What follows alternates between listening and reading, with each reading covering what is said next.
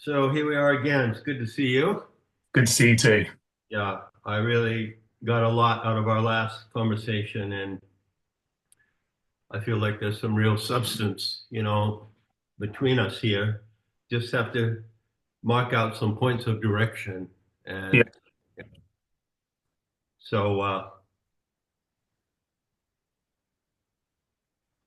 mm, I just talked yesterday with someone named Marius. He's in Denmark. I think he's born 91. Okay. Yeah. And that was also a good conversation. And he's got a small group of 5 or 6 people on Telegram. I don't do Telegram because I don't use an iPhone. Mm, Right? wise, probably. And he is going to convene his group, and we're going to do a group chat on the 22nd, on the solstice in the evening. Okay. Right. Nice. So right now there's only him with his possible group and you that I'm talking to right now. And Okay. one thing, just to kick off, one thing that I want to make clear at the beginning, what is my intention? Why have I reached out to you in this way? I asked him if the tag Gen Z meant anything to him, and he said, no. It's like it's not in his mental syntax, right? That's fine, but I'm using that very specifically because that demographic, I take that demographic, say, from born from 1990 on, so the oldest would be born in the early 90s. It's really important to me, that demographic. And I'll tell you why. And I'd like this to be one of the recurrent, uh, pivots of our conversation. If you look at the body of my work and you look at that aspect of the Gnostic uh, material, okay, arguably that's reached a lot of people through my book. And everyone who gets it big time, right? So we can count on that. I know that's a fact. And what I did in that book, and I've also done elsewhere, is I said, look, there's this idea of correction, and it's the most unique and unparalleled paradigm in all of spirituality and religion, right? And so I've tried to outline what correction is, as you know, because the Gnostics themselves, if they wrote about it, we don't have their record, right? And so there are two key uh, events in the foremost of my mind: correction and the mutation to Anthropos 11. So they really go together. So the reason why I'm fixated on Gen Z is because I regard that generation to be the ground force to steer correction and to steer the mutation. That's how I regard you. I want you to know that. Well, thank you. And I think you're right as well. I think Yeah. the generation after Gen Z, Gen Alpha, won't, unless Gen Z continue the knowledge and pursue the correction, Gen Alpha, it won't exist for them. I totally agree with you. I think there's a very great risk of that. And in a way, you were born at the perfect time. I've studied the planetary cycles a lot, and there's a pattern of 3 planetary cycles. They're the conjunctions of the outer planets, Uranus, Neptune, and Pluto. And they all have long cycles. Uranus has a cycle of 84 years, Pluto, Neptune longer. So the time when they come around and they meet, they have a meeting, is a long wave in time. And I've given most attention to the Uranus Neptune cycle, which happens every 172 years. Okay. I connect it with Romanticism. I connect it with the exploration of the divine presence, the power of imagination, all of that. There was a Uranus Neptune conjunction in 1992 and 1993. Hmm. That's your call. That's your Hmm. signal. That's what tells me that you are on. And the Generation Alpha, they're not going to have a chance in hell unless you already establish something for them to move into. Yeah, yeah, I agree completely. Their brains are mush Yeah, to, and it was like, and it's, it's not their fault. It is their parents and the technology that they've been raised on. But it's almost like they are a different species, or they will become a different species. Um, their perception being entirely warped and controlled yeah, by the internet. yeah, yeah. They're in the archonic warp. You Mm, know, you were born at the moment that the technology for the archonic warp kicked in, which was mm, the internet, right? But you saw it coming. Another reason why I want to talk to that generation is because I came across this wonderful word a while ago. I saw a bit on it. I think it's called uh, anomia, Anomia. And anomia is nostalgia for things that you never had, mm. like vinyl, like Uh-huh. vinyl, like a tube transmitter receiver for your phonograph, like a phonograph record, right? That kind of thing.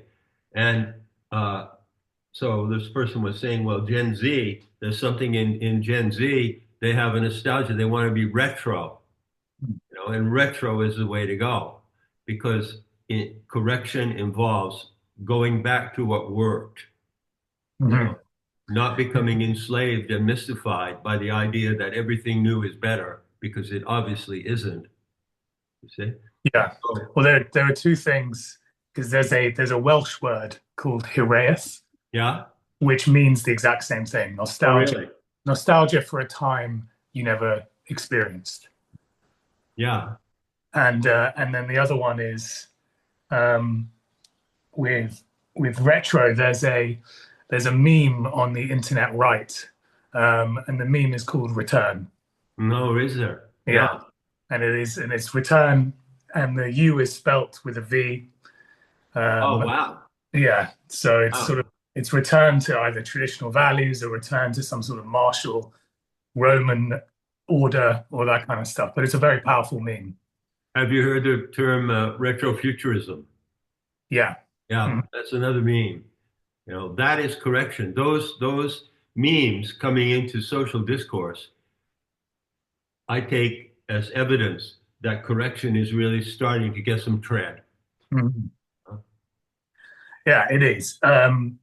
The algorithms, whether this is a plan, but the algorithms you have on Twitter and Instagram, for example, are inundated with sort of either right-wing philosophy or this return idea, or uh, an idea that the paradigm that we're going into is a disaster, and so it's extremely popular with Gen Z.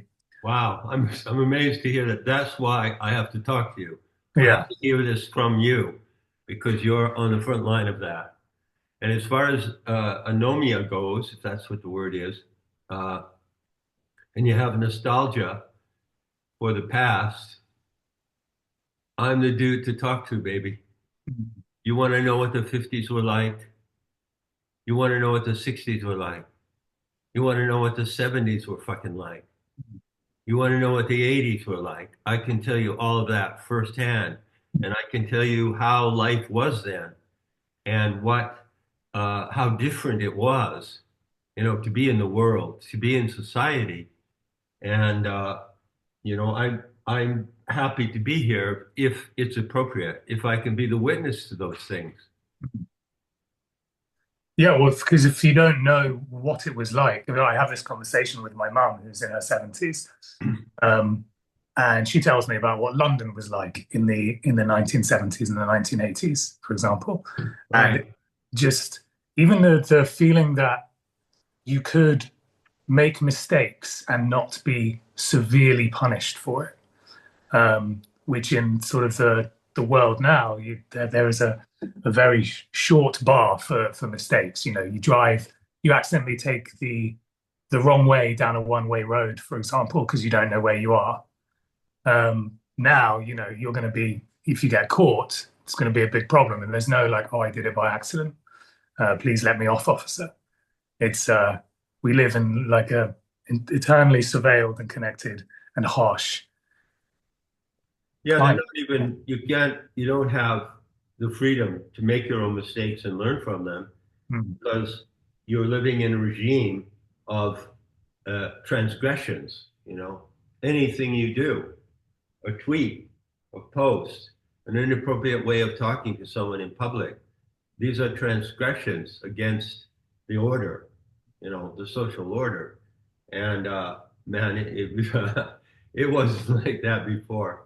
It was a lot more fun, you know. Yeah, And yeah, it had its difficulties, it had its problems. And of course, if you want to go back and go into a deep dive, uh, there were already the subversive forces were at play.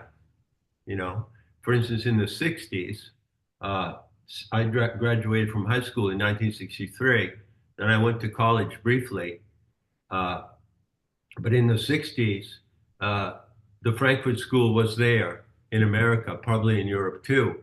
And the agents of the Frankfurt School and were, uh, culture, race theory, critical race theory, and all that. They yeah. were there on the campuses at that time in the 60s, Mhm. subverting the minds of the youth into, a Jewish-oriented view.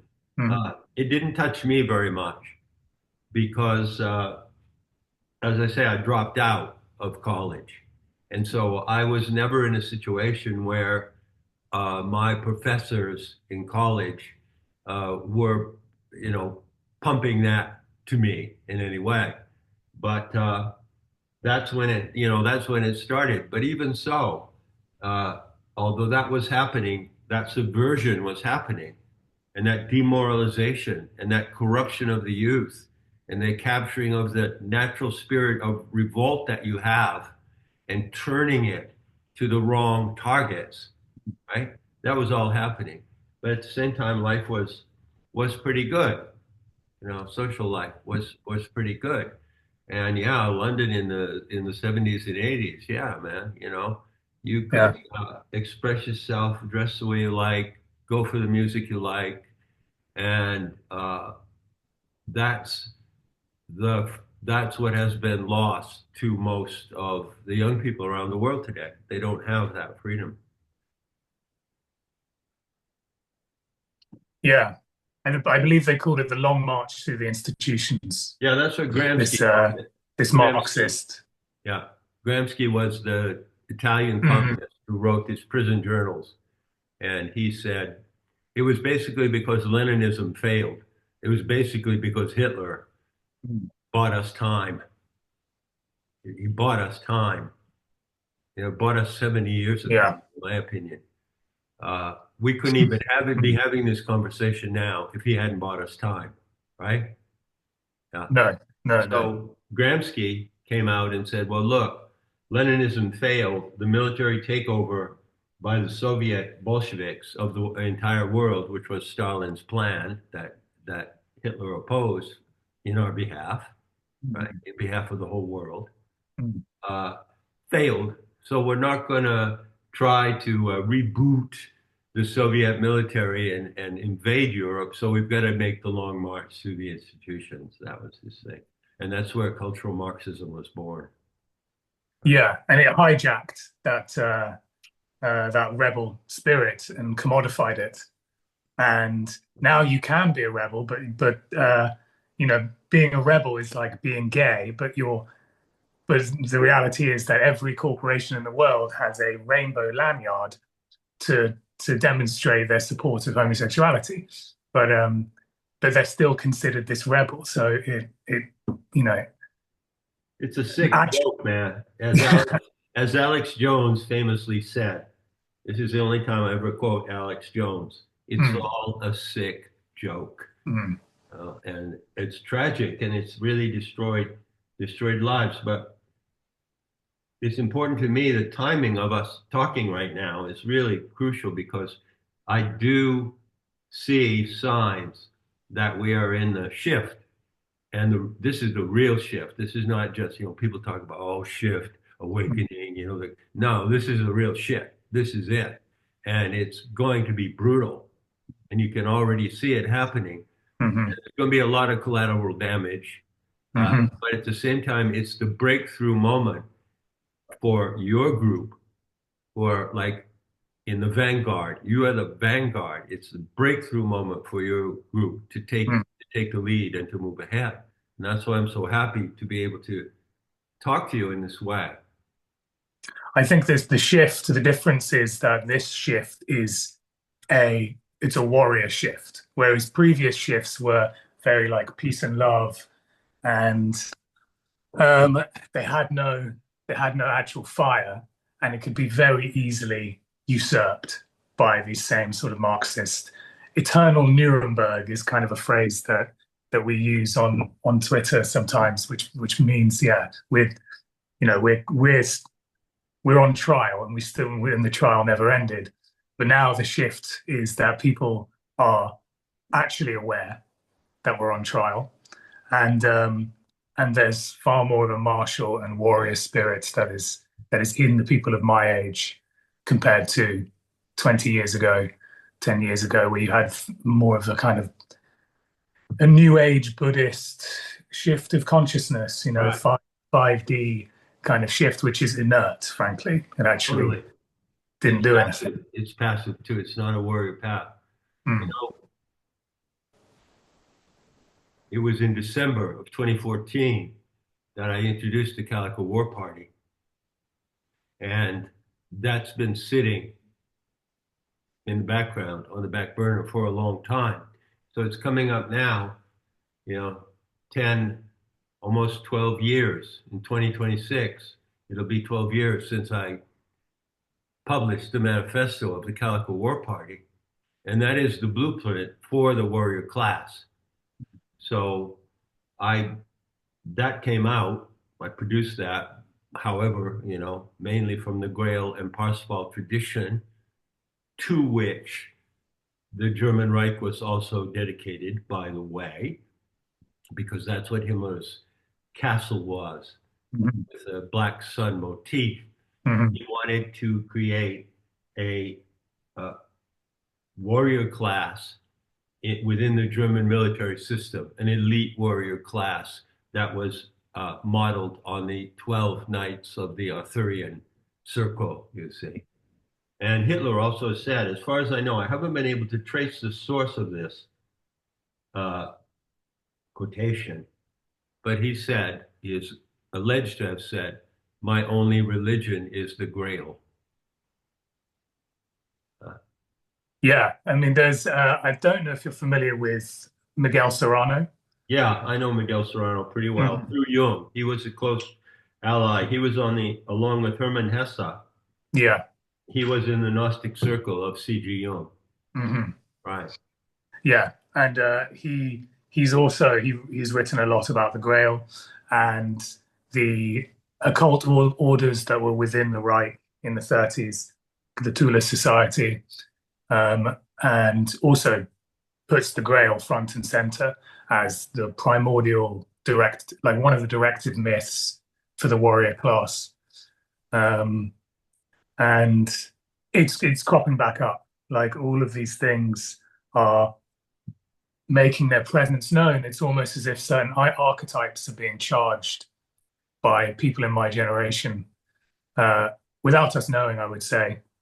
But there are some people who are very well read and have become, you know, thought leaders in a sense for this kind of right wing Gen Z male like rise in interest and order and this idea that we need to return. There needs to be something because the eternal Nuremberg is it is what it ends with death, total extermination or total subversion, and there's no real two ways around that. So people slowly but surely over the last 4 years since COVID, uh, which has backfired for them because Terribly, terribly yeah, backfired. Yeah. since then, like the awareness has just exploded, which is really good. I'd like to come back to that for a moment. First of all, I want to point out something. After I finished Not in His Image, And I met Vanessa also in 2014, right when I brought out the KWP. Have you seen the KWP website? Yes, actually, because I watched a Red Ice interview in Yeah, 2014. that's right. I introduced it. Yeah, I remember looking at it, but I was too young to really Sure, comprehend it properly. sure. But it's interesting now that, 11 years later, we're having this conversation. Well, when I finished Not in His Image in 2006, it came out in 2006, and then there was like another uh, 8 years before I met Vanessa. But I already started at that time when I was doing metahistory to look into historical revision. And then when I met Vanessa, it became, our obsession. Absolutely. We have read every fucking thing we could lay our hands on. I mean, there's a lot more. There's a lot more. But, I would say I dedicated the last 15 years of my life alongside her with historical revision. And one of the things that I've come to appreciate is the difficulty that Hitler faced because it's known, for instance, it's known that Hitler didn't look kindly on Rudolf Hess, who was really into astrology and herbology and traditional German folklore. He They threw Ludendorff out of the party, right? And he was, and the reason for that is very important to understand what he was facing. On the one hand, he had over here this revival of, with the foundation of the German nation in 1874, there was a revival of the folk consciousness. Mhm. So you have, von List and all these other people, and then you had Ostara, which was the magazine that was and Hitler suppressed the publication of Ostara. Why did he do that? Hitler was caught between a rock and a hard place. On the one hand, he had a Protestant nation, largely a Protestant nation, Christian, we know Christianized, not Yeah. Christian. And he was going into a massive uh, challenge to save his nation and his people and Europe. And he couldn't turn around and demand of that Protestant nation that they completely abandon their faith. So he had to play along with it, Mhm. right?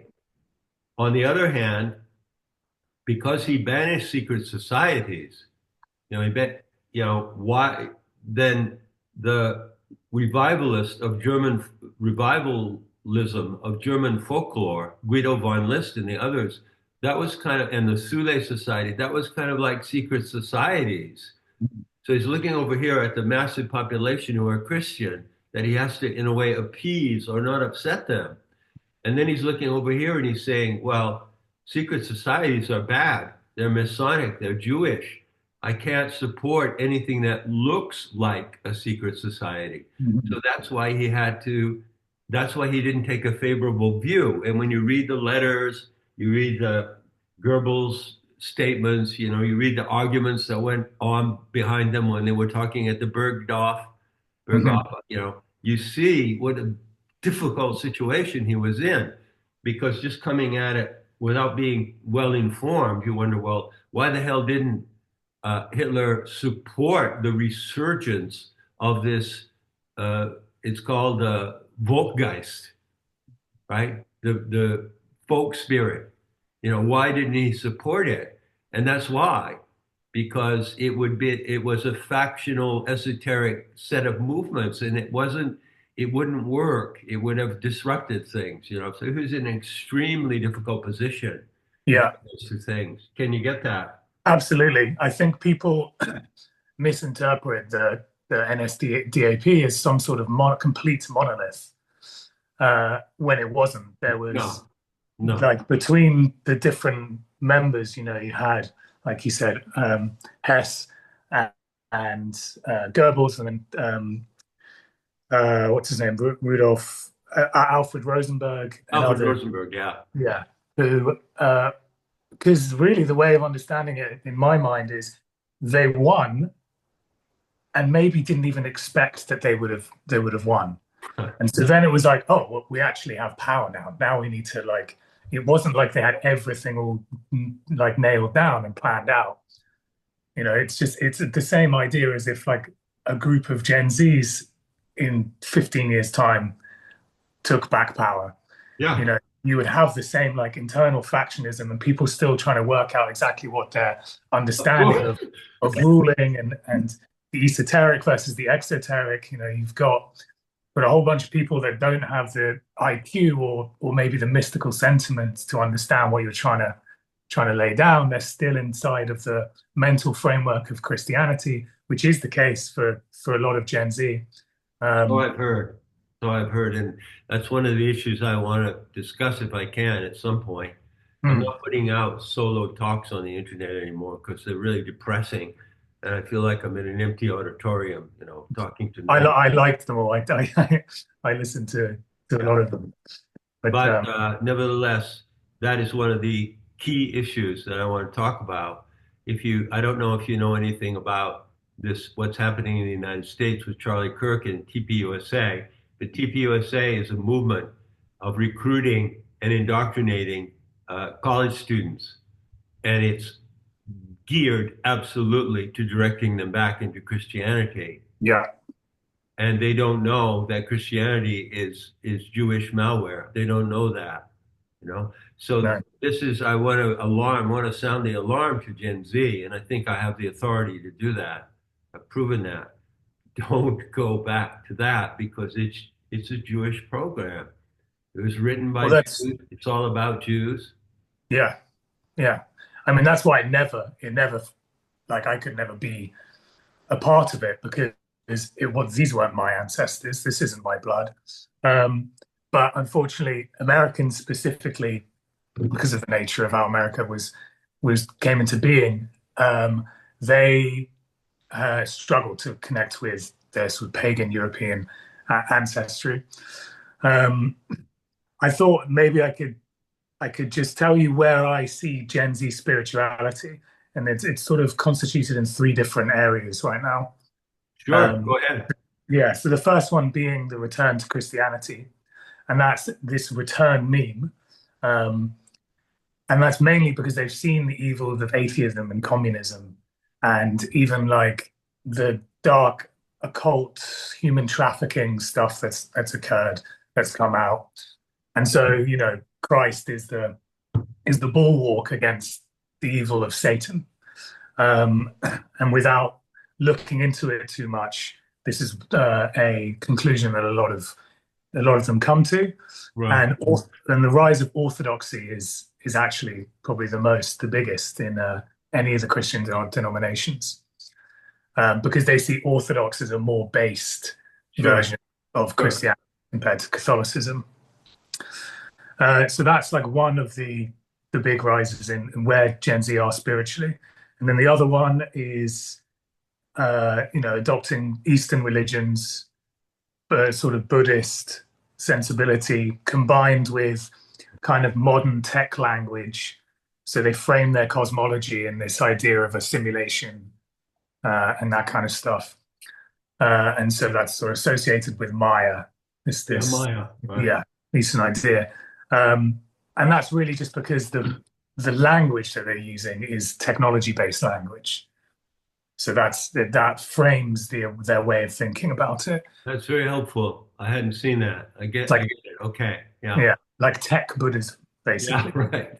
Um, and then you've got the New Age. This is a smaller sect, and they're not really taken very seriously. But you have the New Age spiritualists who have, you know, been taken in by the idea of Pleiadians and you know, like a galactic federation coming to save them and ascending to 5D and all that kind of stuff. Right. Um, and then and then finally you have people, and this is the one that's growing the most. And you know, me and a few of my friends who are quite well known in this on Twitter in these circles think that this might be the biggest resurgence, particularly in Europe, is a sort of rediscovering, reconstitution of paganism. Um, a lot of it's linked to Nietzschean Übermensch ideas, vitalism, you know, Faustian concepts about man, European man, just reclaiming the ground that he's lost. Right. Um, and yeah, it's very Romanesque, and it's also mixed with a bit of Jungian psychology and neuroscience and that kind of stuff. So those are really the three kind of or four sort of breakdowns of Gen Z spirituality. The two biggest being the return to Christianity and how that's also being shoehorned in, Yeah. as you said, with TPUC USA. And then the rise of a kind of vitalistic paganism. But why I think it's so important that we're talking and I can be some sort of conduit for you is because paganism it's been so destroyed. There isn't enough of a cohesive narrative for people to really understand in order to challenge the the situation that's going on. Whereas the fallen goddess scenario and what you've painted at, what you've described with what the Gnostics believed, can really be well meshed with the pagan revival. Mm-hmm. But some of the misconceptions need to be cleared out of the way. Because Totally agree. I yeah, totally agree. I've been looking at that as trouble to me for a while. I think I have noted to some close people that I talk to that ever since Not in His Image came out, oh, did anyone in Wicca contact me? Did anyone in the neo-pagan movements or Asatru contact me and say, wow, this is compatible with our neo-pagan feelings and it's an even bigger, it's an even comprehensive figure. How can we fit our pagan, neo-pagan revival into this picture? Nobody. Mhm. Nobody has ever approached me in that way, which has been very disappointing. I mean, which doesn't make sense to me because No, it doesn't. if you're after something cohesive that can explain a way through, then I mean, maybe I was lucky because actually your work was the first work that I came across prior to everything else. So I was just sort of launched right in at the top. But after your work and after the Sophianic narrative, that became my benchmark through which I was measuring because it just intuitively made the most amount of sense and was the most sort of actionable in the modern world. Whereas paganism now, it doesn't, unless you just want to return to some sort of agrarian reality, it Right. doesn't have much forward momentum, which No. I think, which is why Gen Z latch onto a very like Nietzschean. It's more about philosophy than spirituality. Mm-hmm. Um, Well, that is very true in a way. Uh, that is very true, and I think that what I've tried to explain about what is Zubermensch, what was he really at? How can we incorporate that today? Maybe not exactly in the way that he meant it, or maybe exactly in the way that he meant it, but people never really got it because there was so much uh, distortion by associating him with master race supremacy. So, A11 is Übermensch. The mutation is of incorrection is Übermensch. I coined the word years ago. It's the ultra human. The ultra human is the best that we can be using our human resources and our connection with our source. That's mhm, the ultra human, you know. And I even, if you look at my biography, which you find on the dolmen, if you go to the dolmen of Nemeta and you mhm, scroll down, it says JLL Bio, and you click in it, it ends with my paraphrase of what he said. And what he said, in Zarathustra, the human is something to be overcome. No, the human condition is mhm, something to be overcome. mhm, Because in overcoming, what is the human condition? It's the condition that we find ourselves in by being bombarded by all of this indoctrination and gaslighting and lies and psyops. mhm, That's the human condition. But the ultra human is simply what you find in that sovereign power when you overcome the human condition. You do not overcome humanity. Mm, That's ridiculous. If that's what he meant, he was wrong. I don't mm, think that's what he meant personally. And as you mhm, know, I consider myself to be his heir, and certain people have even said that. And that's one point that I want to make really clear to anyone who, will listen to me. I want to clarify that, and I clarify it in that biographical note that's on Nemetar. mhm. Yeah, and I think that's really important because overcoming the human can lead us right into artificial intelligence and That's trans. right. It's not transhumanism. No. No, it isn't. It's ultra humanism. Mm. And that's It's why I think what you say about the human animal is an important distinction, yeah. or is an important conception to have, because we Well, it's are. simple, really. It's Yeah. simple, really. If you take the human being, like a soya bean, Mm, you know, if you take the human soya bean and put it over here and say, well, we're not animals, then you have a dichotomy and you'll go into a whole syntax which is completely demented.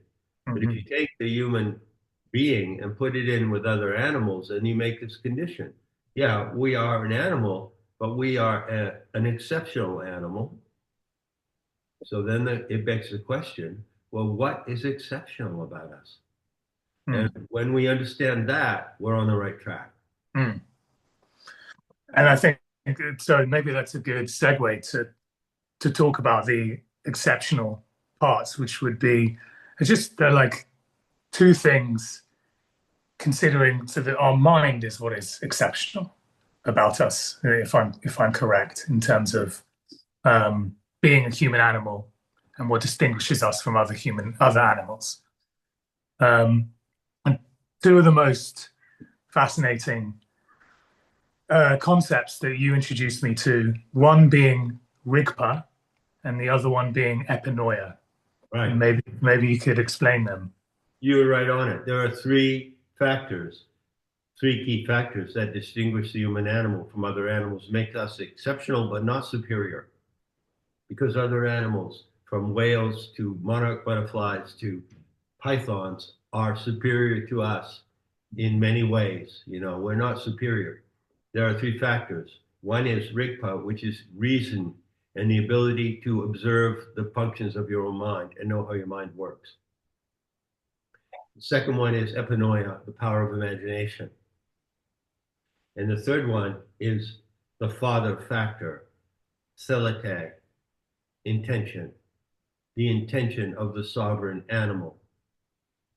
So the dog here, the dog that I love, when she goes out in the day, she has her intention, she has her instinct, she has her intelligence, which is in many ways more brilliant than mine.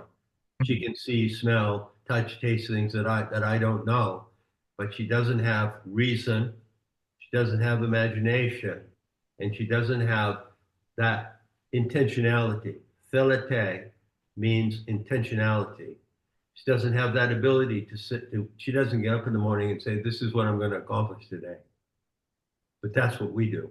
It's Hmm, as simple as that. If you get those ABC, you've got the whole picture. hmm. Rigpa, epinoia, and So, selite. so Rigpa is, or yeah, as far as I understand, Rigpa or the human mind, it's um, like the human mind is a sort of it's a receiver of a signal, and Rigpa is the ability to point our direction or point our attention in a particular direction on a radio, Mm-hmm. signal in order to get a particular signal. Is that correct? Rigpa is what directs your attention to whatever your mind is doing. Hmm. That's all it is. It's that inherent function in the mind which directs the mind. And it works in two ways. It can work on its own. That happens when you're just going through your day and something comes to your mind. that you didn't intentionally invite, right? Well, why does that happen? How do you observe when that happens? How come you're suddenly thinking about something and you didn't like sit down and say, I'm going to sit down and think about this, right? So Mhm. one function of Rigpa is that it works on its own. And the other function is that you can seize Rigpa and you can use it. So you can say, okay, I'm going to spend, like me, I'm going to spend the next 2 hours after I talk to you working on a unit in Nematha.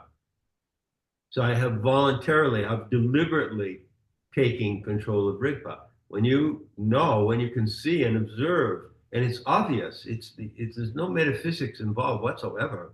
Mhm. When you can observe that your own mind works in that way, then you are on the path to mastery of Rigpa, which I call applied noetics, which is dog Zen. Okay? And just give you a little anecdote. A while back, quite a while back, some documentary filmmaker contacted me, and it was like he kind of said, "Well, I'd like to do an interview with you, or about your work."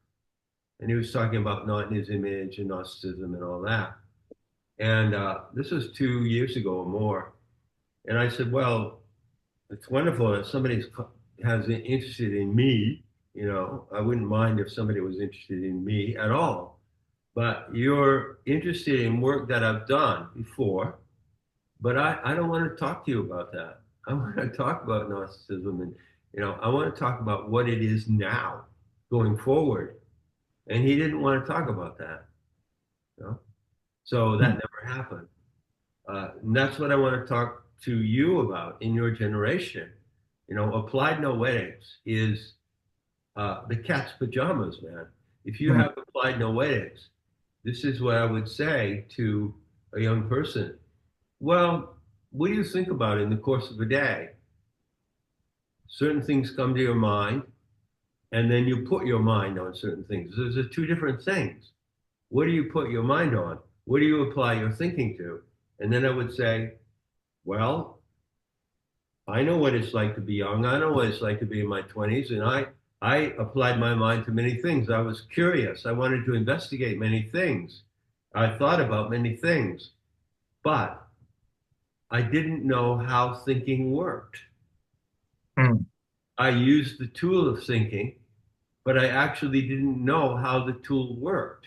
So unless you know how a tool works, you can't use it to its highest capacity. Mhm. That's what I teach in applied noetics. And it's simple.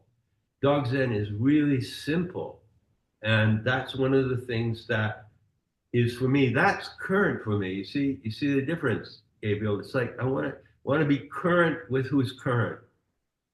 Everything that I've done before, all the work I've produced, talks, writings, before December 19th, 2025, great.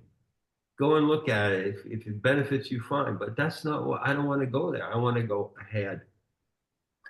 Yeah, and I agree. If anyone wants to know about the FGS, the Fallen Goddess scenario, there are lots of videos that they can go and watch and Yeah, find it out. yeah.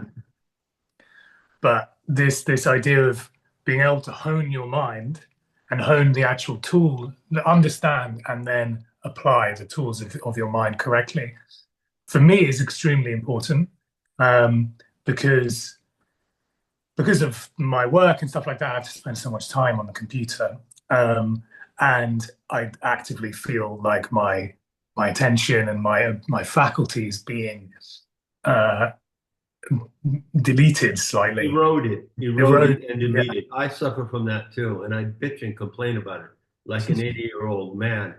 I do. I have to admit, it's Hmm. fucking horrible. You need a great deal of resistance and stamina to work in that medium and preserve your mind because it just eats it up. Hmm. The intention of the archontic powers, if you can ascribe intention to them, is to replace your mind with their mind. Yeah. That's always the way it felt. Like kind of they want to almost wear you like a skin suit, That's right. and inhabit you from the inside, but from the That's right. inside of the recesses of your mind. Yeah. And so is Rigpa ever apart from when you're asleep, or maybe even in deep meditation, is it ever like a full just at rest and not? It's a good Uh, question. Very good question. First of all, there are some units I've published, I think they're in the school, about stating that Rigpa is, you know, Rigpa is your mental instrument. Okay? And it's always operating. It's operating independently without, it's always processing. It's processing conceptual material, conceptual content. It's processing perceptual content and memory, and it's processing imagination. That's what I call the three attentions. There are three gears to Rigpa. It's like a gearbox with three gears, the first, second, and the third attention. So there are ways that you can actually do simple things so that you can benefit from what your Rigpa does while you're asleep. It's still working. Your mind is still working while you're asleep. mhm. Sorry, John, I just need to move and plug my laptop in. Okay, no problem.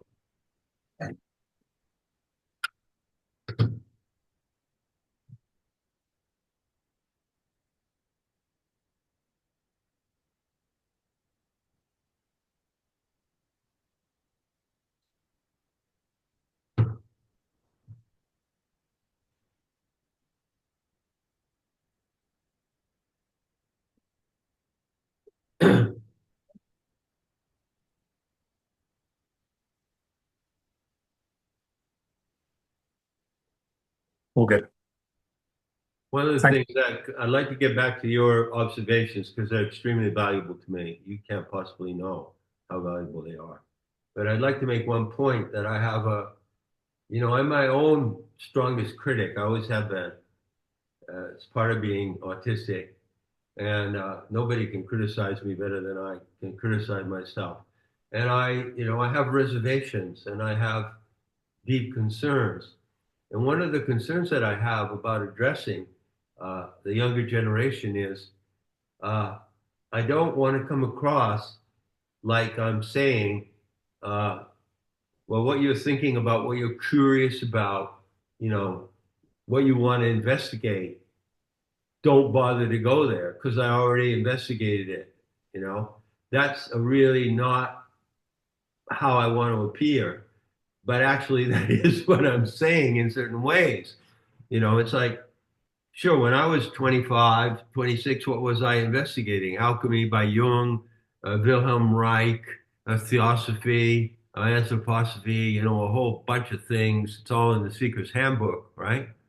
And so, what am I going to? I'm sitting back here at my old age, and I'm saying to young people, well, you have innate uh, compulsions. You have things that you're curious about that you want to know about, and so you're going to go and give your mind to those things. And I don't want to stand here in front of you and say, no, no, don't go investigate those things, okay? But at the same time, I have to tell you out front, you don't have time to do that. You fucking don't. Yeah. I was going to say speed running it is necessary. Absolutely. If you're going to do it, if there's something that you can't get off your mind, something that you want to know about, like, Jung or Theosophy or Gurdjieff or whatever, put a time limit on it, plunge yourself into it, but do not get sucked into it because you don't have time, Mhm. because the battle is on. Mhm. And you need to know what's necessary to win the battle and to survive and be safe and not be taken down when the system goes down. And it is going down hard right now. Well, I got stuck in Steiner Did you? I got stuck in Steiner for for 20 a years, while. man. Yeah. I got stuck in Steiner for 20 fucking years. Yeah. Yeah, I did. And, I've written a lot about that and explaining why I got stuck in Steiner and how I got out of it. Mm. know? I'd be Uh, interested to read that. yeah. Yeah. I mean, for me, because obviously there are parallels between the demiurge and Ahriman, for example. Right. Um, but Steiner's cosmology, it made me feel relatively hopeless because the idea of Ahriman and then after Ahriman is Asura. Yeah, the Azurus, the Yeah, Sorath.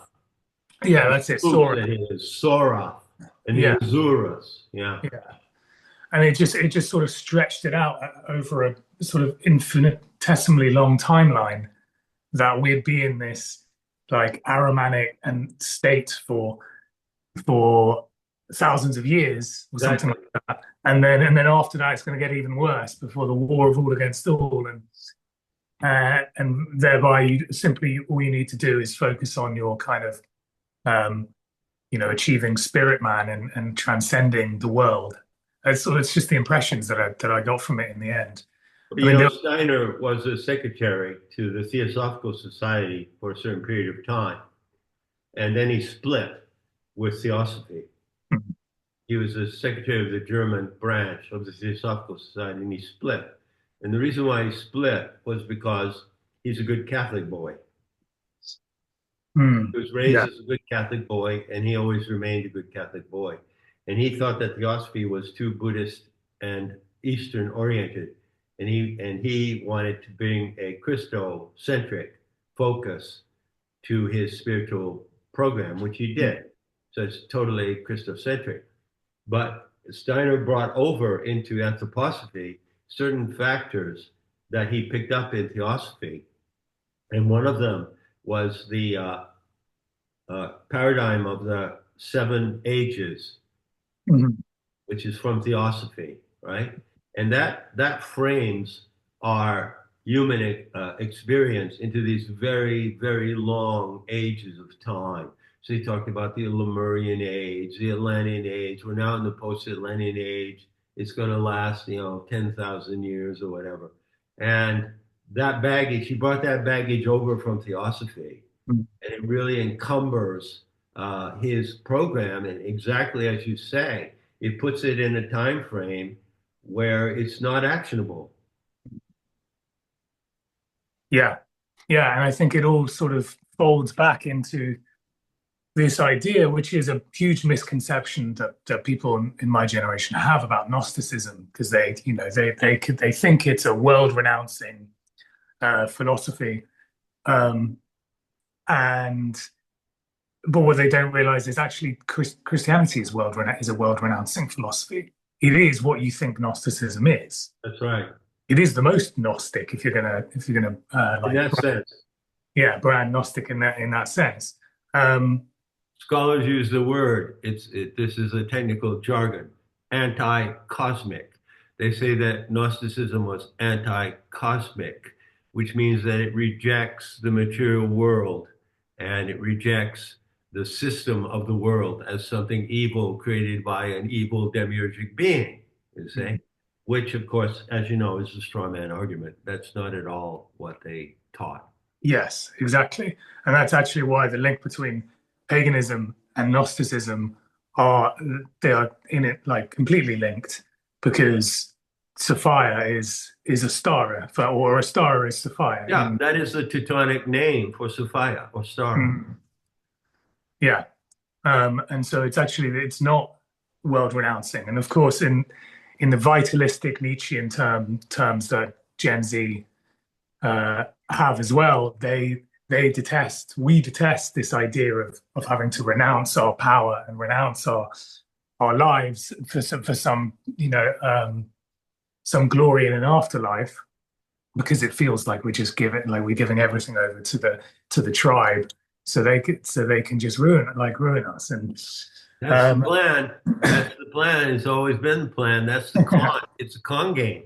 yeah. It really is. Yeah. Mhm, mhm. No, it's good. I'll make sure to stress that, and for people to go and see certain, or just to get the background of your description of Gnosticism and how it really was. Um, because it's a very important distinction. Yeah, the one talk I think on my YouTube channel is, why there is no debate over Gnosticism. I think there's a talk of that title, which is pretty short, and it explains that there are two views of Gnosticism, mine and the straw man argument. And mine is the one that doesn't get, traffic doesn't get discussed. It's disregarded because people buy the straw man argument and then they're right back in the con game again. Mhm. Mhm.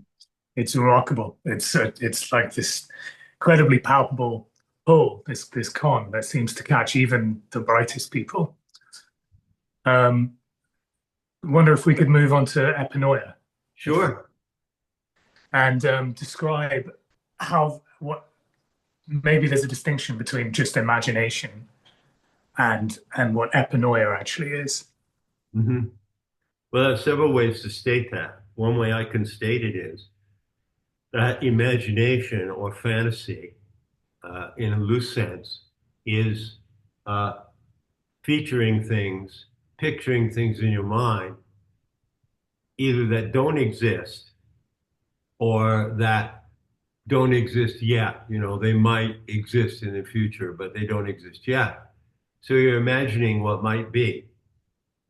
The true use of imagination is to imagine what is, to imagine how it really is.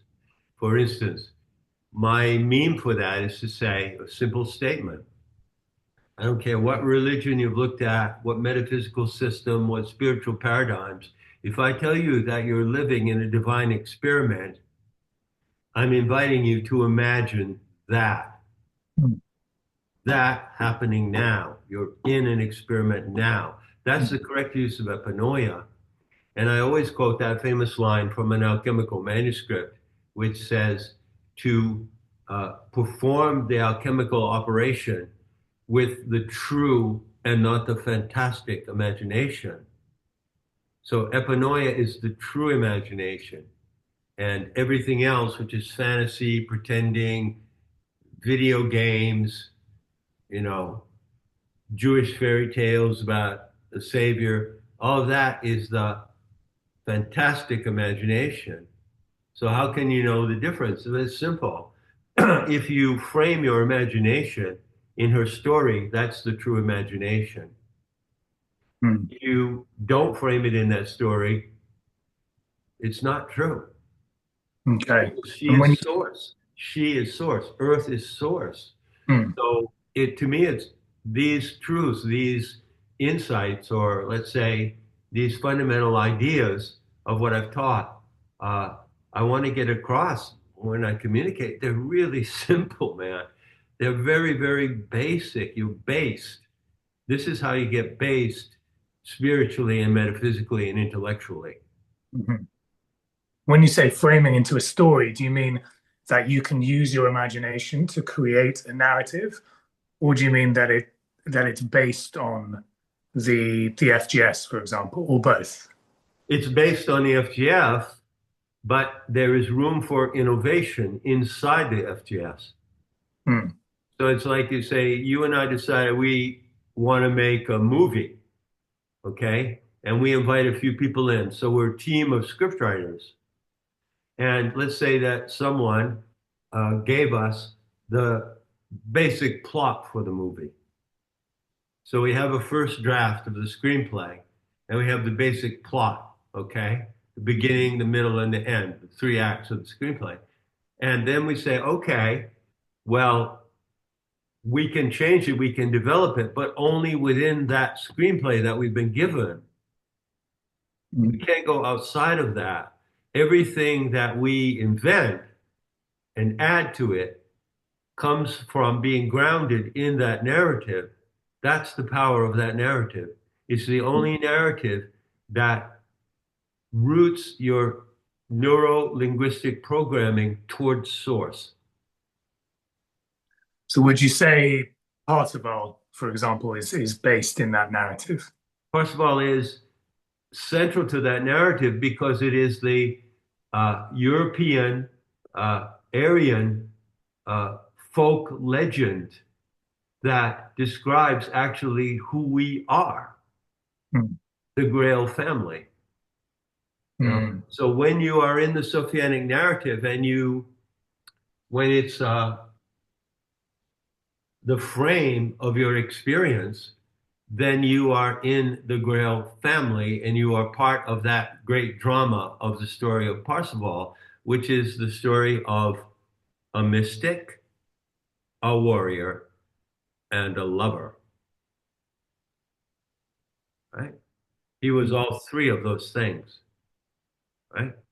And so I've always said, I think I said before that the Grail legend is like the thread that connects the supernatural narrative of Sophia to us today, to the social order. Okay. Hmm. And frames us within a story. Yeah, and a story that you can identify with, you know. Yeah. I talked with people, you know, there's this thing called a proxy. Now, Rudolf Steiner, by the way, let's get back to him for a moment. He claimed that he could detect past lives. And at the end of his life, basically when he's on his deathbed, I don't know if you know this story, he, in 1925, the last series of talks that he gave were called Karmic Relationships. Have you seen those? No. They were published in 7 volumes. And basically, they were dictated from his deathbed. They weren't told publicly to his friend Ida Wegman, who was the founder of anthroposophical medicine. Mm. She was his soulmate. And they give their accounts where Rudolf Steiner says, I'm going to look at historical people, you know, like Goethe and Karl Marx. And I think he indicated maybe 30 or 40 cases. And he said, I'm going to tell you who they were in their previous lives, Okay. Okay. called Now karmic it's ringing a relationships. bell. Hmm. When I left the United States, my Steiner library had probably 150 books in it. And I left them all with a friend, except for the karmic relationships and a couple of others. Mm. Goethe, the scientist, and the redemption of thinking. And I said I kept those three, and I gave all the other books because it's cultic material. It's Mm. brainwashing, Mm. basically. Yeah. And so, what the point I want to make is that he claimed he talked about the Parzival legend, and he claimed that he had been a figure in Wolfram von Eschenbach's Parzival. He had lived at that time. He claimed that he was the slain knight called Schoentalundr. This is in Parsifal. And Yeah. he claimed that Sigune, who was a nun and a figure in the story, was Ida Wegman. And he wrote a book which was privately published, and anthroposophists have like kept this to themselves, but I had a copy of it, which recounted that he and Ida Wegman, who was his soulmate, how they had reincarnated through 5 or 6 different times, Mhm. you know. So I got deeply involved in that, you know, and I was exploring reincarnation. And when I did astrology, I made it my specialty. I said, you know, I will investigate reincarnation, you know. But I had a caveat that I told them. I said, look, I will come up with reincarnation scenarios for you from a tool that I use, which is called the prenatal chart. It's not the birth chart, it's the prenatal chart. And I said, but I want to tell you that they're just imaginary stories. I'm not literally saying you were this person. I'm just saying this is the kind of person that you were. You might compare it to somebody in the past, right? It's very careful about that. But anyway, to cut to the chase, getting back to the Grail family, when you're in the Grail family, which I call the ground force now, uh, you can't, you know, it's a proxy. It's not literal reincarnation. There's no literal reincarnation of Amfortas, the Grail King. There is no literal reincarnation of Gawain Mhm. or Parzival, but there are proxies. You can be the proxy. And the proxy means that when you come into the Grail family and you read that story, which is an unparalleled story of all great medieval stories, yeah, you can identify, you can find a role in there, Mhm. you see? So there are Parseval proxies, and not just one of them, you know. But if you're going to claim to be a Parseval proxy, like I do, you got to prove it. Mhm. So it really gives you this beautiful biographical substance where you can work your own identity imaginatively, Mhm. but it's all within the framework of the narrative because the narrative of the Legend of the Grail is about the organic light, and the organic light is the telluric radiance of the earth. Mhm. Full, Which you can interact with. full stop, with which you can interact with. Mm. Full stop. Do not look anywhere else. Mm. This idea of a proxy, uh, so this is in my imagination, to be something that you almost sentimentally feel you're connected to, Yes. and then you prove it, basically, Hmm. which makes perfect sense. Would you say that this idea of literal reincarnation from one individual to the next is not how reincarnation works?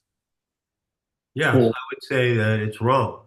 Mhm. I can tell you in a soundbite, you know, individual people like you and I, or individual people in the past like Socrates or Marcus Aurelius or Hypatia, do not reincarnate. Their memories do. Mhm. Mhm. So you can remember the life Mhm. of someone in the past because you inherit their memories. They persist in the phylogenetic memory Mhm. register, but So that doesn't mean that you actually live physically at that person. It's not literal. yeah, So so it's people do not reincarnate. as if. Yeah, it's as if people do not reincarnate, but memories do. Mhm. Mhm.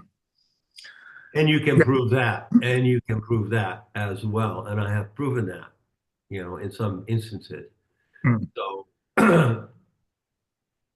Yeah, there's I mean, also a that's way. fascinating, and that makes more sense in the sober light of day, like when you're actually detaching from a kind of imaginative fantasy that one might have about, oh, I'm the incarnation of, uh, Cleopatra. yeah, but that is more of an imaginative fantasy. Whereas if the true imagination is the more sober imagination, which is, no, those memories live within me, or I Yeah, have they an live within access. the body of the earth. They live Yeah, within the body of the earth. I and had a client therefore, once, and she came to me and she said, "Well, I understand your specialty is tracking reincarnations, with astrology, which it was." And she said, "Well, I know that I'm the reincarnation of Cleopatra, right?" And I said, "Okay, fine. Just want to warn you that I don't consider a reincarnation to be literal necessarily, but I'll go investigate, the evidence." And so she was kind of a new age spiritual teacher in Santa Fe.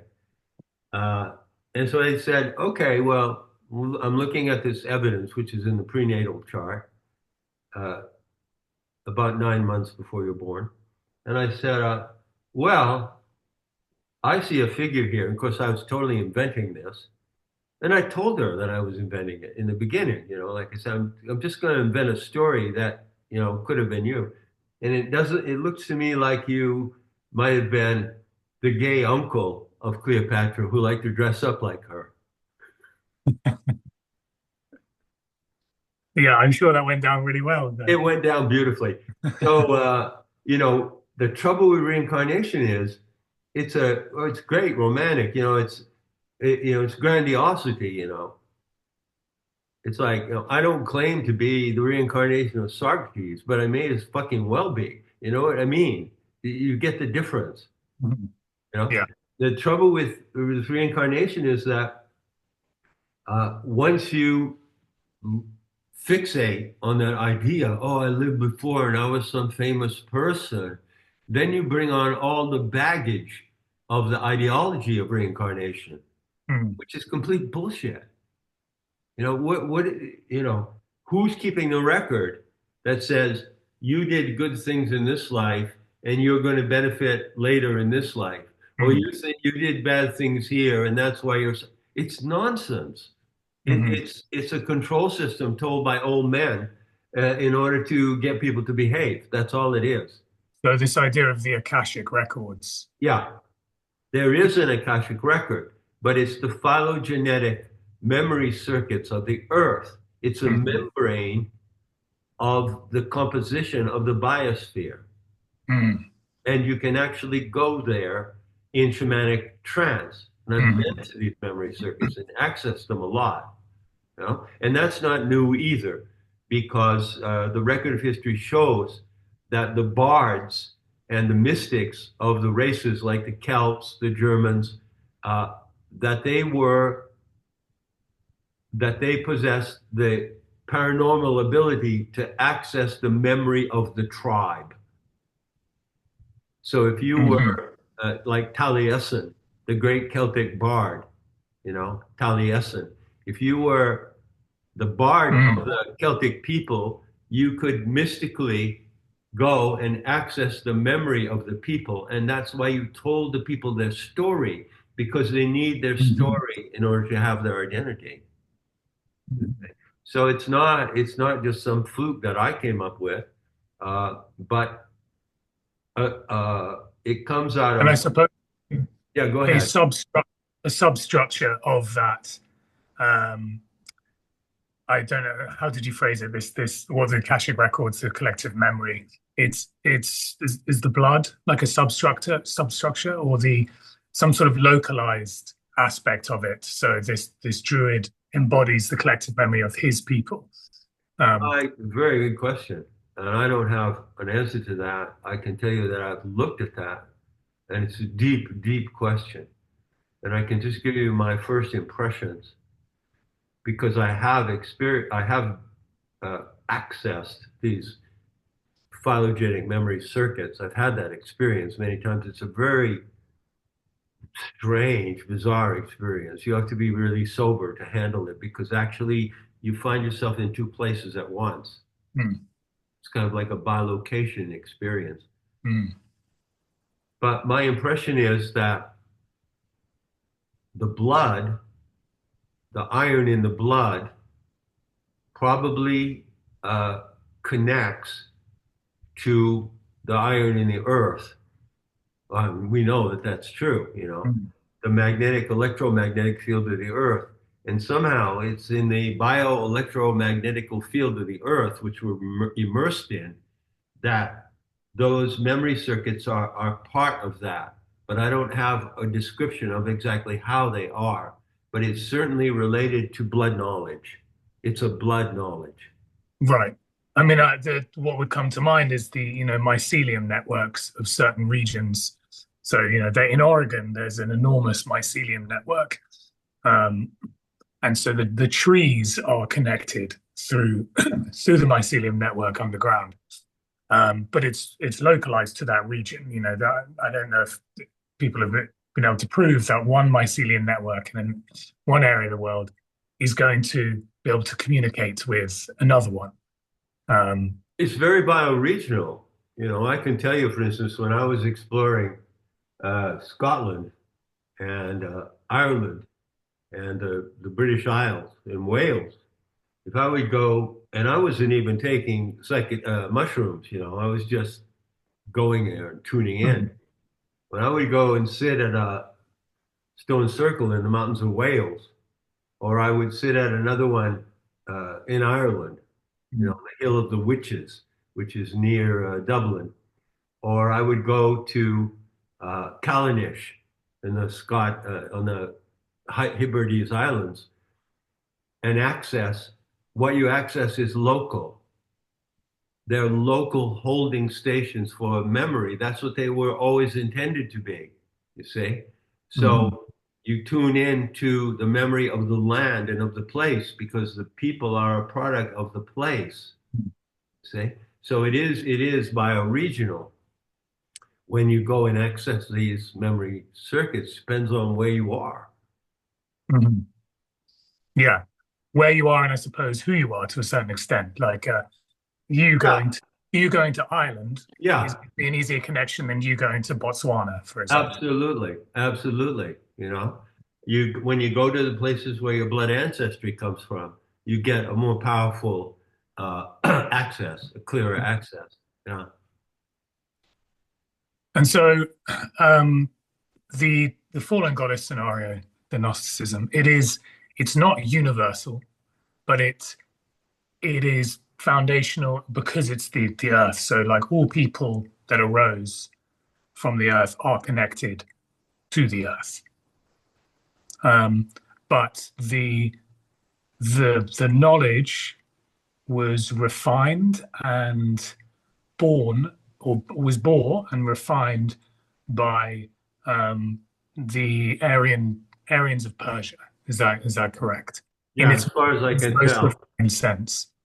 Yeah, they had the shamanic practices for years, and they preserved the narrative in the Avestan language until later, it was converted into other languages and comes down to us mainly in Greek language because there's very little left of the Mhm. original Persian Avestan documents. Mircea Eliade even says, I want to, when he brings them up in his history of religions, he says, I'm sorry to tell you that I can't tell you much about original Persian beliefs because the text that remains is so bad, so damaged. But it was an oral transmission. They transmitted it by storytelling before they wrote it down, obviously. But it's not the same as Zoroaster. Like there isn't a No, connection with it's not. Zoroaster. Zoroastrianism is a wrong turn. Don't go down that road. Yeah, That yeah. was a very wrong turn. Gnosticism is not a Zoroastrian paradigm. Uh, Hmm. and the other thing I want to say before I forget is that the FGS it's planetary, but it's not universalist. You know, and the only thing that could be maybe regarded as a universalist factor is what you see when you go out and you look at the constellation of Orion and you look at the belt and you see the Orion Nebula, and because the story tells you, that the template of all species is deposited there. Hmm. It's there. It's there now. It's always been there. It always will be there. And then these various species seed in different planetary systems. And Hmm. we're in one of them. So the universal factor of uh, of this Gnostic story is the anthropos, but it's imaginal. I was just thinking today about that before we talked. I said, what can I say? You can say, you know, humanity. You look around and you see other people and you think that that's humanity. Well, I don't. I don't. I think that that's uh, specimens of various races. You have never seen a pure human being Hmm. from the anthropic template because there is no such thing. Hmm. You've always seen breeds, like breeds of dogs. You've never Hmm. seen a canine. You've always seen poodles, Hmm. beagles, Rottweilers. So you've never seen a pure canine, you've never seen a real human being. So if you want to know what a real human being is, you have to use your epinoia Hmm. correctly, Hmm. correctly, and say that is our template of what the human being is. And in that sense, it's universal. In that sense, it applies to everyone. Hmm. But the Okay. universalist concept of Christianity is, and same in Hinduism and Buddhism, all this namaste shit, and I recognize the divine in myself and the divine in you, and I don't see humanity in every single person I encounter. Do No, you? How's that working out for you? yeah. There's the big predicament of the non-player character. Exactly, the NPCs. Mhm. which might just be a factor of severe archontic infection in the modern age. Definitely. Or yeah, but it may also just be a reality of, I mean, one of the questions I asked myself about the explosion in population um, in from the 19th century to now, it's I don't know, it's like 4 or 5 times the global population in 100 years or Yeah. 150. Yeah. How do you how do you equate the mathematics of that with um, the idea that we all have like this, we all have the faculties of epinoia and everything else. Like there is, inequality itself is a foundational aspect of uh, nature, and nature being so Sophianic. Totally. Um, Totally. Yeah, I agree. We don't, that is a phenomenon of Kali Yuga. Remember, we're in the closing mm, centuries of Kali Yuga. mm, And the old legend says that the rate of degeneration of the human species, the experiment is running down. Like any experiment, it runs out its time. And in that period, people multiply. And the mm, more there are, the more stupid they are. mm. And Quantity and quality, we are inversely proportional. exactly, exactly. And the more zombie-ish and conformist they are. And Mm, so, it's just a sign, this explosion of population, which of course is a weapon that is mm, used by the transhumanists, is an example of the conditions we live in Kali Yuga. mm. Yeah. Maybe this is an unanswerable question, but when an experiment ends, how does that appear to us in terms, or whoever's going to be alive then? This might be a completely unanswerable question, but perhaps your imagination would be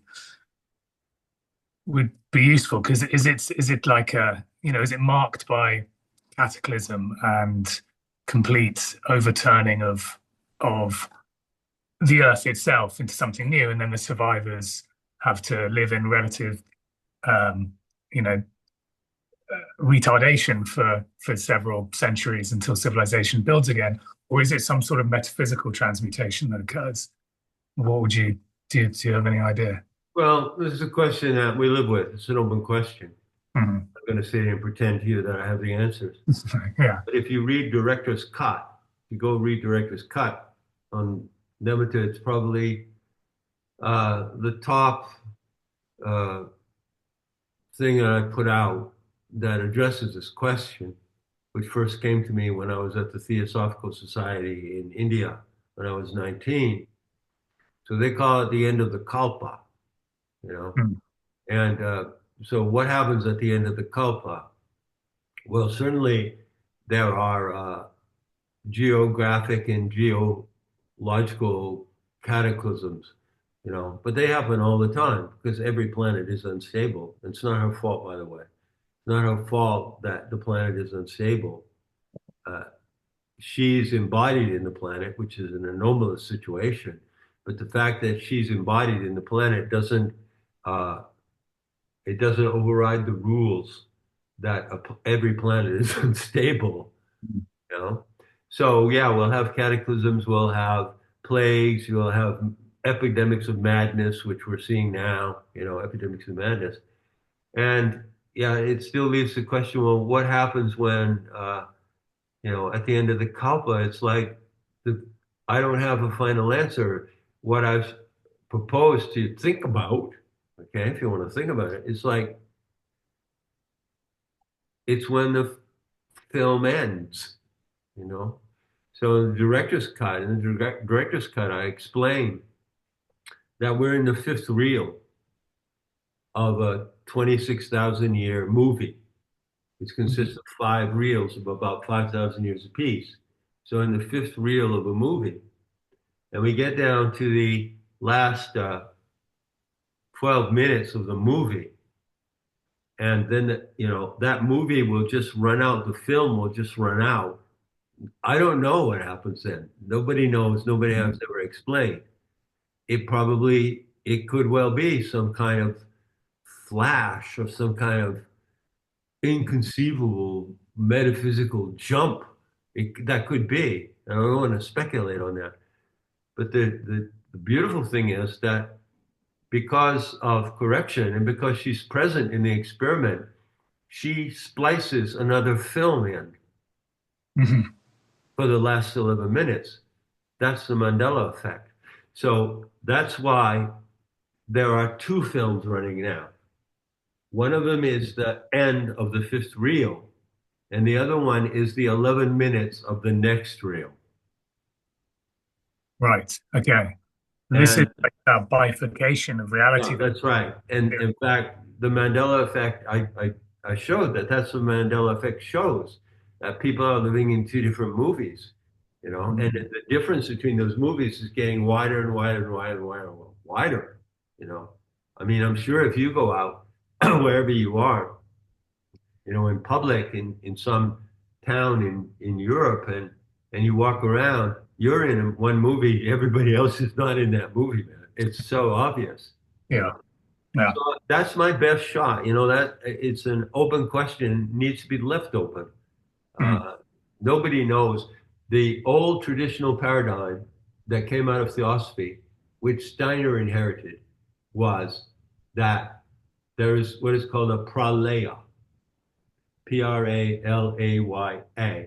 And Mm. pralaya means a flat, laya means flat. It means a flat interval. So according to the Days and Nights of Brahma, which Mhm. Blavatsky taught, Mm. there are these rounds of experiments. And when they wind down, then there's a pralaya moment, which is Mm. nothing happens. Mm. That's the only way they could explain it.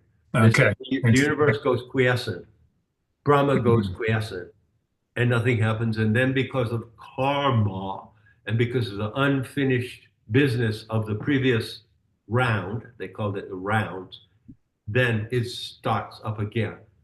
So that's the most that you can get if you go explore Blavatsky. That's the most she'll tell you about the end of the kalpa. And so that's Vedic slash Blavatsky. Exactly, it's Brahmanic. She claimed to get it Brahman. from secret Brahmanic sources, although she never disclosed exactly who they were. Mhm. Right? I've got two questions that I don't want to forget. One of them being, I'll ask them both so I don't forget. One of them being, what is the best way to imagine the Earth goddess, to imagine Sophia? And the other one being, um, the idea, the quantum physics idea of collapsing a wave function uh, and bringing things into a reality, and how you can basically do that with your mind through your imagination. And this is essentially manifestation. Um, Maybe the first question, how to imagine Sophia best, and the second one being, do you have anything specific about maybe interacting with Sophia as a means to quote unquote collapse this quantum wave function and help to improve your life, perhaps? Because this is something a lot of people in Gen Z, especially those who are spiritually minded, think about. They're obsessed with this idea of imagination, and they end up writing things 3, 6, 9 times in their diaries and this kind of stuff. But it's all about your imagination. It's all about how you use your epinoia. Okay. Well, the first thing is the quantic simulation, which is not a simulation of nature. It's a simulation of human reality. Simulation belongs to the social order. When you run your life on a smartphone, you're living in simulation. We're in Mm. simulation right now. Mm. We're not sitting in the same room together. This is simulation. It's fine. We can use it as a tool. We don't get sucked into it. Mm. The so-called quantum wave simulation event is collapsing of itself. Don't worry about it. You don't have to do anything. It's collapsing of its own, of what's called infinite recursion. Mm. AI is collapsing. AI chatbots are collapsing.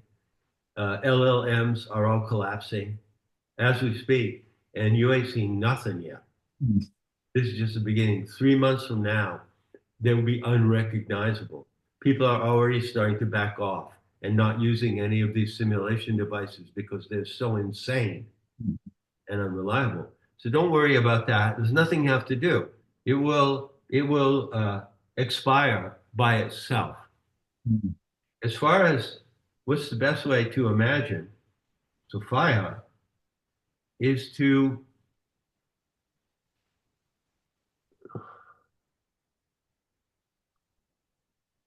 For example, like imagining her as a, I mean, obviously as the body of the earth itself, but it right. is there a particular useful way to do that? The two ways I can answer that.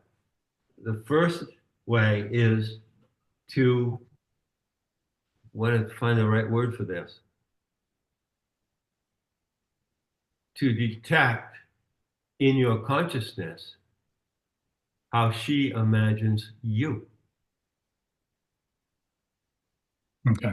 Don't think about, oh, John has taught about the goddess and we know she has 1,000 names and we call her Sophia or Sarah Gaia. And now I have to go out and picture her. You don't have to picture shit. You don't have to picture anything. When you go out and you look at nature with your five senses, she is feeding into you, into your body and mind, the imagination of what she is. Mm. You don't have to picture it. You can picture, like there are all these dakinis and devatas on Medici. I've said from the beginning, they're just like hostesses in an LA, in a Las Vegas casino. You know, they're standing there at the door of the casino in all their glamorous, what do you call them? Party girls, showgirls. They're Mm. showgirls to invite you into her power. Mm. But when you are in her power, it creates in you, it generates in you how she imagines you, how she imagines you as the individual expression of that anthropos. And when you can get the sense of that, it builds and it builds into your character. And you realize, I am that. I am Anthropos. I am A11. I am a mutant. I am leading this experiment. That's how you get to know her through the way that she knows you. Now, if Okay. you want to practice interactivity, that's planetary tantra. And I've already done that. I've done that. I don't teach that anymore. That came out of 2008. It came out of the Terma. Watch the fucking moon. When you go out on, what is today? Friday, Saturday, Sunday. Start on Sunday. Go out at sunset. Sunday, Monday, Tuesday. Look at the setting sun. Find that moon, that crescent moon. Look at it. That's the ping. That's her ping. She's pinging you with a signal. And that signal will last from the new moon for 28 or 29 days. And she has 16 frequencies that she channels on. And you can actually receive that signal and then return the signal. And it's all in planetary tantra. Planetary tantra is blood simple. It's not complicated practice. It doesn't involve meditation. It involves the observation of the lunar cycles and the working of your own mind. That's all. Mm. Mm. And so if you want to get connected with her, I call it interactive magic with Gaia. Mm. That's PT. It's all there. I like, I'll repeat it and I'll explain it if somebody asks me, but I've already put it all out.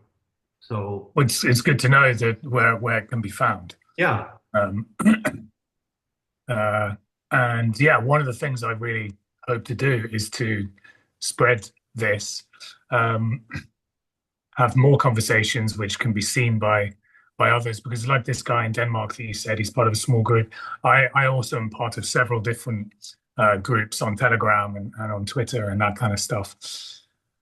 So I definitely like, if possible, to show some people this video, but that's obviously up to you. Uh, certainly, certainly. Please because it do. would. We'll make it available.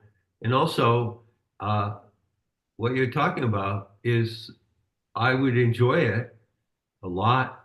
And, to be really honest, I need it. I do need this. Mm, But I realize at the same time, not but, and I realize at the same time, it's a commitment to you because you have your lives, you have your livelihoods, you have things that you're doing. And for you to organize, even in a small way, to meet in a group with me and discuss, that's a commitment. And if you want to make that commitment, great. I'm delighted.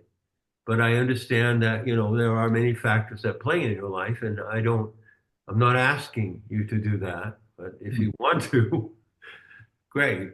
No, Okay. I do want to. I would have asked to do it. Uh, what I'd like to do definitely is start small, Yes. because in terms of doing something larger, like I would like to talk about these things far more in a more prevalent way on my Twitter. Um, but I have to work out the way to talk about them without uh, getting the Eye of Sauron too hard on me. So that might take a little bit more time. But Without if what? I didn't quite get that. To work it the out without. the Eye of Sauron being targeted too hard on me, and without the authorities, because Oh. we're talking about Oh, okay. changing Okay. something. Yeah, I got you. Yeah. Yeah, of course. So Yeah. that all just work out in sort of the background. But I would like to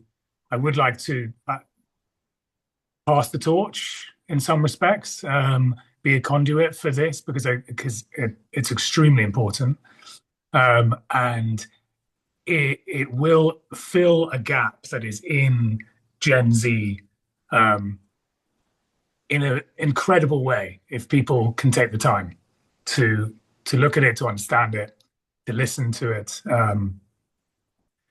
because it is the bridge between a spirituality that makes sense and that has direction, and then the philosophy that people I know, pagan, Nietzschean, vitalist people, are already embodying. So Sweet. It's very sweet to hear you say that. So I don't know if you've ever seen this. You know what that is? I don't know. I don't. So Unless, that's like the mandala of planetary tantra. mm, It's like the working tool for planetary tantra. mm, And maybe you and I, I'd be happy to talk with you one to one on it or to point you in the right direction so that you can learn about what this is and what the value of this is. mm, I just want to point out right now in closing that this is a model, a scheme of the entire telluric frequencies of the earth. Okay? And in it, there is one point, maybe you can see. You see point 17? yeah, You see how it's detached from the rest of the design? yeah, That's like the lightning rod. That's the protection device. mm, So if you practice planetary tantra and if you make the fundamental basic connections with her and they become real to you, they become real and actionable, you gain that protection of point mm, 17. And it is what was called by the Tibetans the Dutro Lamo, which is a dangerous protector who protects tertans and termas. So just saying that the practice of planetary tantra has a protection factor that comes with it. And I realize that's your good to know. concern that you just said about getting followed by the triangular eye of the authorities is very real. But knowing about this will give you confidence in Hmm. that facing that risk. That is a real risk, and I totally understand it. Mm. That's really good to know. That glyph you've just shown me looks far more beautiful and appealing than the Kabbalistic tree. Yeah, right. Well, I'll send you some we'll continue to exchange a little email here and there, maybe give you some direction, and we can pick up another talk soon. And you just organize anything the way you like. I will make sure that the talk that I do on Saturday or Sunday will be available to you as well, and we'll get the pot cooking here, okay? Yeah, absolutely. If I can show this and your other talk to a few people, I'm certain they're going to be interested. Good. Um, and then, yeah, and the more talks we're able to do, the more I can sort of spread this message and get you in front of Gen Z, because it's going to be better people to hear it from you than from me. Definitely. Uh, then we can see how it goes. We'll get the pot cooking. I like the sound of that. Well, thanks so much for your time. It's really means a lot to me, and I'm greatly encouraged. And so we'll pick it up somewhere soon. Yeah, yeah. Let's stay in touch, and we'll make sure we don't leave too much time between By the the way, next. did you get the screenplay? Yes, I did. Yeah, Okay, cool. I'm going to take a look at it. I've got some time Okay. now. And your mother, Christmas. you said your mother might want to read it. Yeah, she will. She It's will. a deep dive into C.G. Jung like you've never seen before. So Hmm. if you've been investigating the work of C.G. Jung, this is a jaw-dropping revelation about his life, and it's all based on fact. Excellent. Okay, Take a look at it when you get a chance, okay? I will. John, thank you very much for this conversation. Thank you. See you later. Okay, bye bye. Bye.